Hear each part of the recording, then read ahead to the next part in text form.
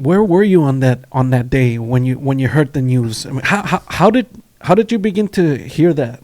How did the info start to trickle in? I was doing morning radio on a radio station called KIWW 96.1, La Caliente 96, and it was Tejano, and it was a time where Tejano went mainstream, national.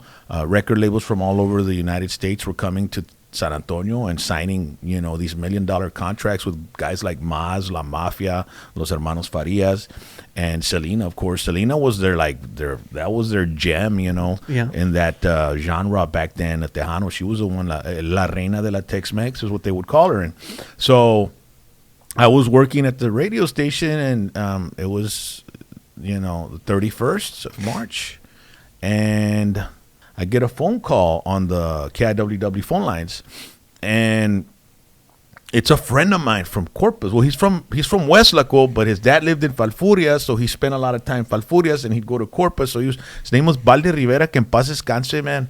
Me and him were really good friends. I grew up with him, and we used to go to a lot of concerts. So he calls me like at 9 in the morning, 9 in the morning, and he says, "Hey, Rock." I go, "¿Qué pasó, Dad?" He goes, "Hey, man, is Selena dead, bro?" I'm like, "Nah, bro, what are you talking about?" "Well, that's what they're saying over here at the radio stations in Corpus, bro, that she's dead, man."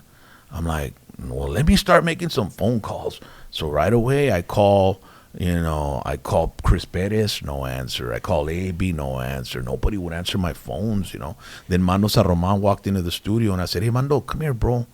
And he said, "What's up?" He goes, "Dude, I just got word from a good friend of mine that wouldn't lie to me that Selena's dead, bro." "Well, let me go check it out." So he takes off, and I'm over here. I'm trying to find answers. I don't want to say anything on the radio yet, until I have proof or, solid evidence or solid news from somewhere. And then after about 30 minutes, bro, Mondo walks into the studio, and he has this look on his face, bro, and I'll never forget it.